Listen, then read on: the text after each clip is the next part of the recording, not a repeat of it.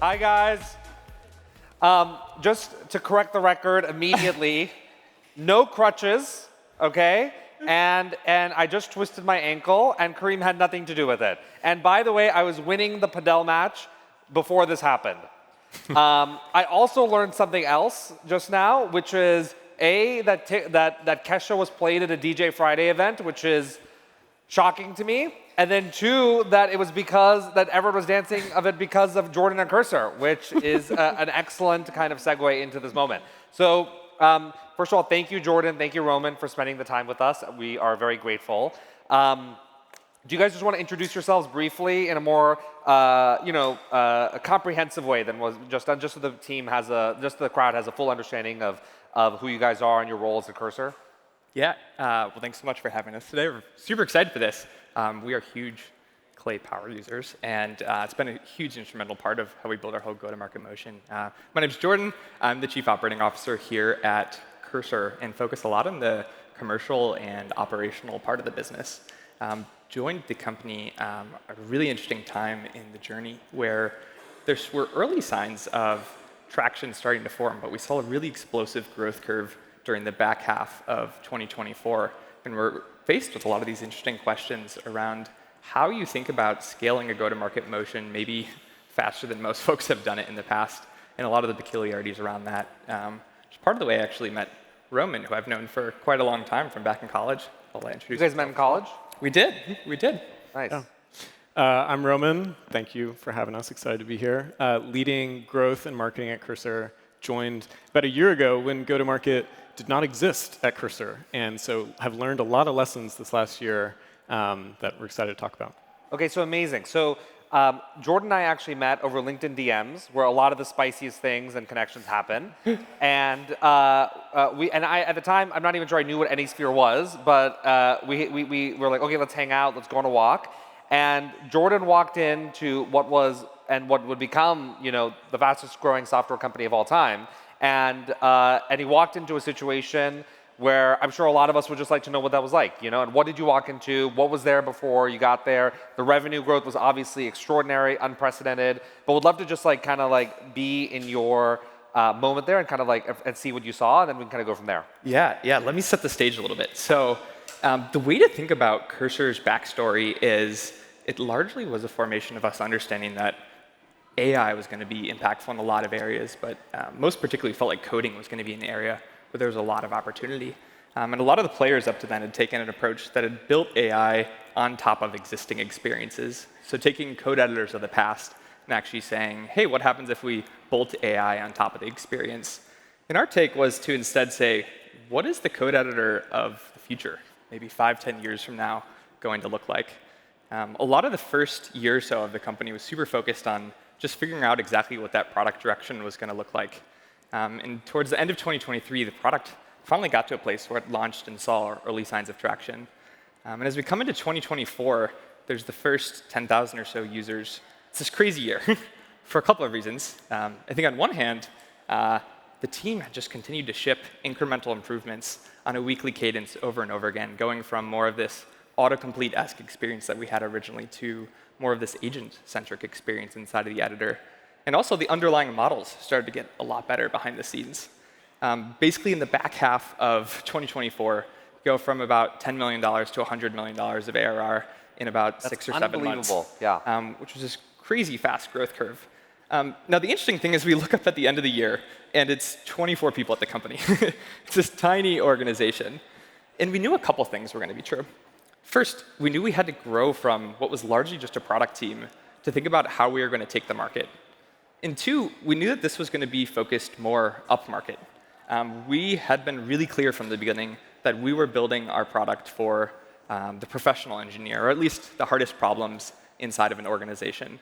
Downstream of that, we knew most of those people were going to live not just at home on the weekends coding on their laptops, but at work and at these large enterprises. So we had to ask this really difficult question, which was, if we had this growth that maybe previously took 2 or 3 years, that had happened in 2 or 3 months, how are we going to approach the market a little bit differently? Not only that, we're competing against these teams that have 10 times the number of salespeople that we have Well, we had 0, so I don't even know if you can say 10 times. But the way we thought about it is if you're competing against teams with 10x the number of people, you have to probably work 2x as hard and 5x as smart. Which is really how we started to think about this interesting thing we had to do. We had all these users and all this data. We knew something like already more than half of the Fortune 1000 had developers using Cursor. And we knew we needed to take a more data-driven approach to how we actually thought about going after the market. So instead of just immediately hiring hundreds of people into the organization going really quickly, we said, how is this motion going to be a little bit different?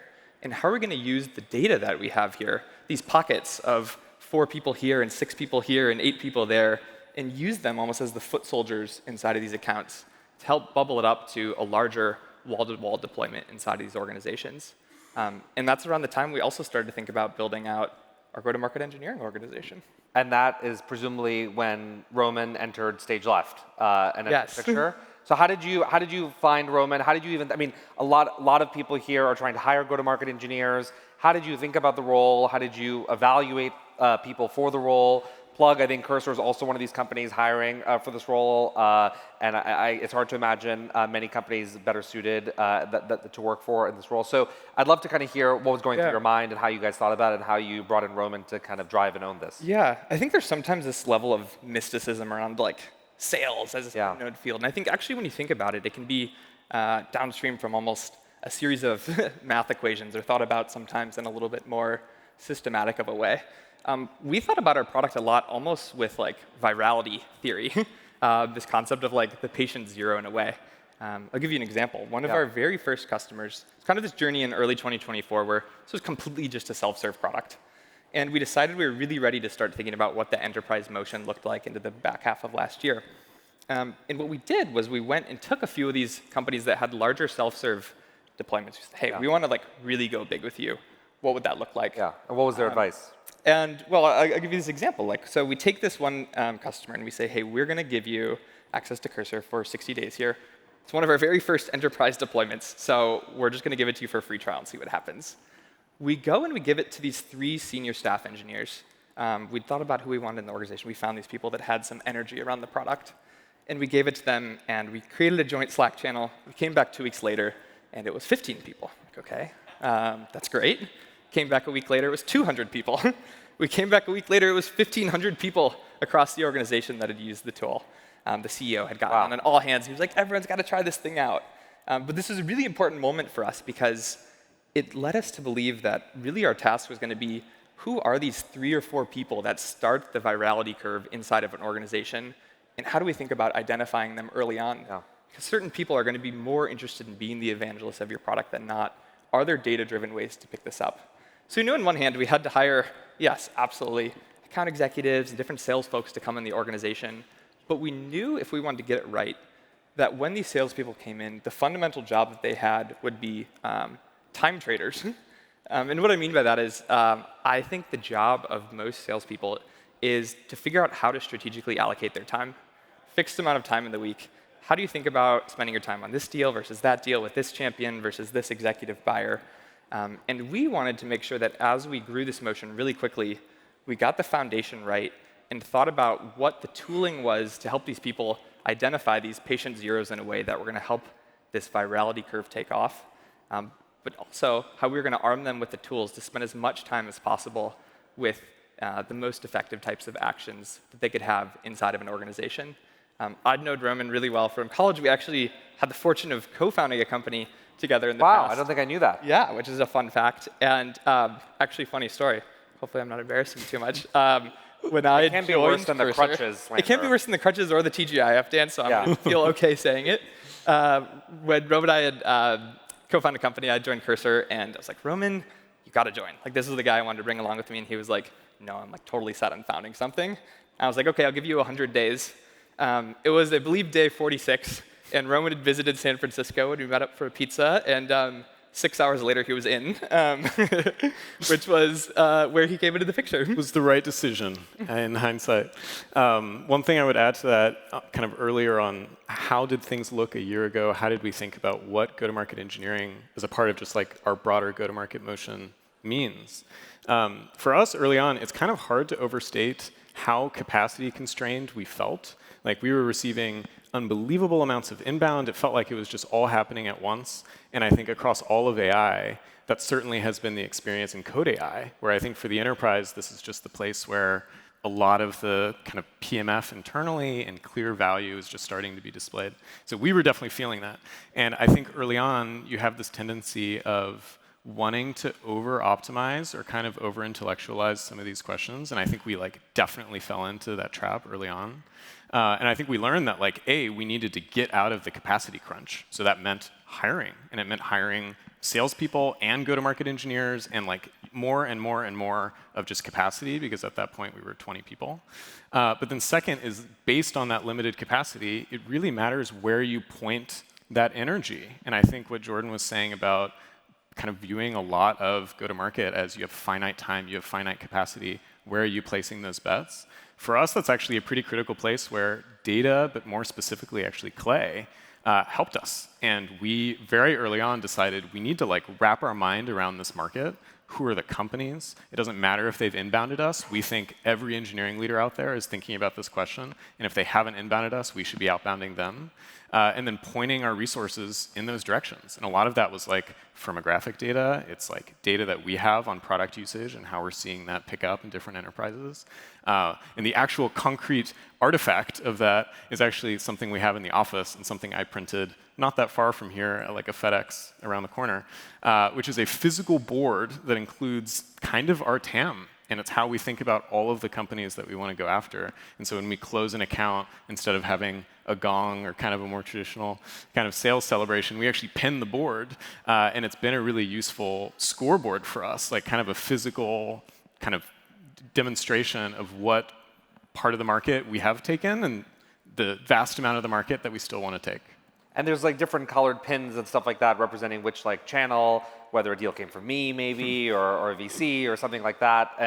But I'd love to kind of understand like how you like what are the specific variables to the degree you're willing to share like that came, because I'd love to go top down in this, right? So let's start like what are the variables that led to the creation of this is the TAM, and then I'd love to go down to the details of what Jordan was saying of the patient zero, of the few people who are going to be that viral, those viral Kickstarters for you guys, and how you thought about identifying those people at scale.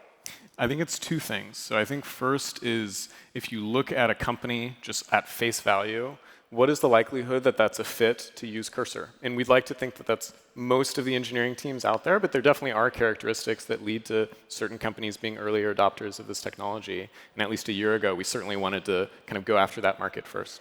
So we did a lot of things. We like used firmographic data from Clay. We did kind of web searches for job descriptions to kind of learn the types of languages that were prevalent at different companies, because that can correlate sometimes with tool adoption. But and we actually found some pretty interesting patterns. We took a lot of that data and mapped it on this graph, and you can see the clusters of different types of companies. And we certainly felt this anecdotally, where, as kind of an interesting early example, we had a lot of inbound early on from neobanks in Latin America, which is a very competitive market that you would maybe not expect to be an early adopter of Code AI. They absolutely were. And it's because of how competitive that market is that things like Cursor kind of allow them to stay ahead. So how do we find more pockets like that? But then there's the bottom-up data piece, which is, OK, we actually do know kind of where adoption is happening inside of companies, and we should leverage that in. So it's the intersection of those two that led to a lot of our early targeting when we started doing demand generation, but also just prioritization of finite time. And then for where you see it spreading in the company, how are you thinking about making those targets, and how are you thinking about identifying those people specifically who could be the patient zero, and then like giving them gas and helping pour fuel on that fire? Yeah, a lot of the way that we think about it actually comes downstream from this thesis of, you could ask, why even create this board in the first place? Yeah. Not only was it a board of all the different companies that we wanted to go after, there are actually these yellow highlighted little quadrants on the board of the ones that we thought were better folks than not to go after. Yeah. The whole kind of thesis we had for the early part of our go-to-market motion was this idea that usage is more important than logos, which is more important than revenue. Yeah. The idea was go inside of these companies and think about how you identify where those pockets of usage are and get people using the product behind InfoSec, behind procurement in a proper official way inside of the organization. And if you get them using the product as soon as possible, and they love the product, you're going to find a way to convert them. If you find a way to convert them, you're going to watch this virality curve happen inside of the organization. So a lot of actually identifying people comes downstream from thinking about enrichment of the different usage information that we have to understand what signals are stronger than others and be really data-driven in that way. Frankly, a lot of it, and I think this is where people are going to continue to have a huge impact, is through building those relationships with organizations and finding out also through conversation how to uncover where those nodes of excitement are. Yeah, and so just as an example of that, I'd love to hear more about, like within that inbound motion, you guys were sharing how a lot of people are using Cursor for personal projects in their own life. And you notice that, and then you take those like little seeds, and then you connect that obviously to where they work, and then turn that into something explosive. Would love to hear more about that. That's certainly anecdotally when we kind of got on these first calls with huge enterprises that would inbound us, and we would ask our champion, it doesn't look like there's a ton of usage at Uber. Why did you inbound us? And the reality was, for whatever reason, there was some blocker to a deployment at the company. But there was this like very steady groundswell of hundreds of engineers that were using Cursor on personal projects, on weekends, and they wanted to bring it to their workplace. And so one of our initial theses was, how do we kind of just enable that? And this is a really beautiful thing that I think is a unique characteristic of our product. It's just a PLG motion.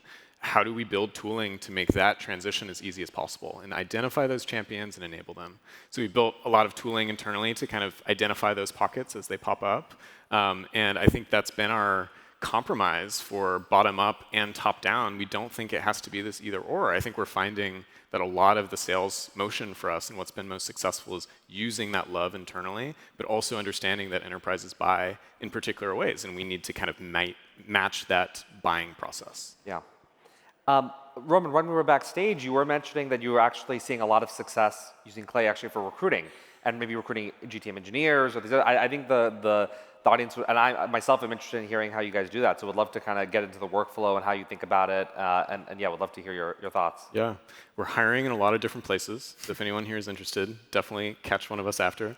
But I've been a big proponent of this internally. I think this is going to start to get product market fit within Cursor as a use case of Clay. But I think what we found is for a lot of roles, the typical process is we want to hire for sales, or we want to hire go-to-market engineers or growth. And there are a set of LinkedIn sales nav criteria that you can do to generate a list, a pretty exhaustive initial list of people who are based in New York or the Bay Area that check these boxes. But a lot of times that list is thousands of people, and it's too many for you to manually go through and kind of assess, because I think pretty quickly when you're looking through a profile, you can pattern match based on past people that have been successful at your company. And so instead, we kind of use Clay not only for its really strong enrichment properties, but actually kind of as an AI UI, kind of almost like an AI wrapper, that we use as a pseudo spreadsheet over these enriched profiles to extract important properties, to score people, and actually go through that list as actually has been quite successful as a way for us to source more top of funnel and go after great talent that maybe isn't knocking on our door. Yeah. That's been one really actually interesting learning, is that as data and tooling like this becomes more and more available, you can actually make the universe just feel a little bit more finite. Like one really interesting learning is we did this whole exercise and we found out that really our TAM of account executives we could hire in San Francisco, where we're based right now, was like 5,000 people. Yeah. Okay, it's like before this was maybe more of this nebulous concept in our head. It's like, okay, it's 5,000 people. How can we think about more of this top-down approach of like, what subset of these 5,000 have maybe sold a technical product in the past, have maybe seen product-led growth, and understand this upgrade motion from self-serve usage to an enterprise deployment, and actually like whittle our way down to say, hey, instead of just like figuring out our profile early on and talking to 500 people, like let's say, oh, this subset is actually where we should spend our time, energy, and effort. Yeah, that makes a lot of sense. So just to stretch that a bit further, Jordan, you're now leading one of the fastest growing companies of all time, and all this hiring is obviously leading to the org and the company that you're building. How do you kind of see, especially at such an AI first company, like how do you see like the go-to-market organization evolve, and like what do you think it's going to be going to in the future? Yeah, it's very funny. So when we started like really building out this organization, one of the early things we did was go and talk to a lot of people that had seen this to much greater degrees of maturity and success than where we are as a company. And what we heard from a lot of people early on was, oh my goodness, this growth is 5x faster than what we've seen. You should do what we did and 5x faster than what we did.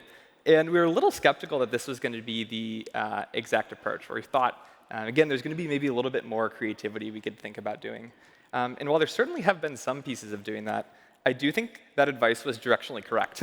I still do think we're going to need to hire a ton of people. And this thought of like purposely trying to build a really small company is not actually the objective. The purpose is to do more with also more people. And a really big part of our thesis in this next phase of building the company has been figuring out how do you identify these excellent people that can be amplified by the technology that's out there? Can you make the average person 2, 3x more productive and know that in this part of the race where you need to compete with less headcount, you still have the opportunity to outsell and outcompete some folks that are out there in the market? Yeah, I agree with that. I think like we ourselves at Clay, we're also hiring aggressively, and our go-to-market team is obviously getting way bigger. It's just that the work that they're doing is dramatically changing, and the reps have time to vibe code instead of doing manual research, and that helps you scale way faster. Yeah, and I'll even give you an example. It's specific to one of our customers, but I actually think it's very similar to how it's influenced our go-to-market organization. We did a rollout with a really big company. They had 25, 30,000 engineers that started to use Cursor, and 6 or 7 months in, they came to us. They're like, hey, there's been this really interesting change inside of our organization. The average team size has gotten smaller, but we've actually accelerated hiring and started to add more of these teams. There's this whole narrative of less people, more people, that type of stuff. And what they said was, well, as people were able to do more, the fundamental limitation was actually the cost of communication and coordination across people. So what if we took these pods of 6 people working on a team and made them pods of 4, and instead had many more pods focusing on these different areas with maybe more agile iteration across the different groups over time? And I think there are all these like funny side effects we're starting to see as the application layer of AI starts to get to a later stage of maturity, where they're going to bring you these interesting organizational effects, where I think in a lot of ways you're not just buying a tool, you're buying the organizational change that comes with it. And that's been a big part of Clay for our go-to-market team, is like, how might the shape of a go-to-market organization change? And you may still have a lot of headcount, but are there more people focused on data-driven tasks where you have product-driven data, or growth engineering or GTM engineering? Yeah. Okay, I think we have time for one last question. So just to maybe like reflect on this like crazy year that you guys have had, maybe for each of you, would love to hear either one thing that you're really glad you made this decision and how you've set up your go-to-market, or one thing that you really wish you would have done much differently. I'll start. Okay. I think one thing, I touched on this a little bit earlier, but I think in the early phase, there's a big difference between the 0 to 1 tooling that we needed versus the 1 to 10 tooling. And I think a lot of the experimentation that we did with tools like Clay in the early days, I mean, I've created hundreds or thousands of Clay tables to solve different problems. The hard work was actually translating that into the organization and getting internal buy-in, and it's exactly this process change point that Jordan just made. I think we're seeing this in our space with Cursor. You know, when we deploy Cursor inside of an enterprise, it leads sometimes to process change in order to take advantage of the way that engineering is changing, and I think go-to-market is changing in a similar way. So one thing I'm particularly paying attention to is, you know, it's easy to kind of create these prototypes and vibe, you know, go-to-market engineer things, but how do you actually do it at scale at the rate that we're trying to grow our team? And I think we have the advantage of starting somewhat from scratch there, and so I'm optimistic that we can do that, and I think we've been seeing a lot of excitement, but I think that is the hard work that if you're interested in working on these problems, we should talk. Yeah, I would add, you know, I think we should have accelerated hiring even more quickly than we did early on. I think we fell into a little bit of the trap of, wow, you can make someone, you know, 20% more productive using some of this excellent tooling. And it turns out if you're making one person 20% more productive, it is the equivalent of only hiring 0.2 additional people, the math turns out. And what we've seen is that actually, as we've gotten to later stages of building out the team, now with 60, 70, 80 people on our go-to-market team, that 20% impact is actually equivalent of hiring 15 additional people. So it's kind of the thought of like, actually getting the foundations right are important, but it's easy sometimes to over-index on that, where in reality, there's 2 variables to the equation. Okay, amazing. Well, let's give a big round of applause to Jordan and Roman. Thank you so much. Thanks for having us. Thanks, guys.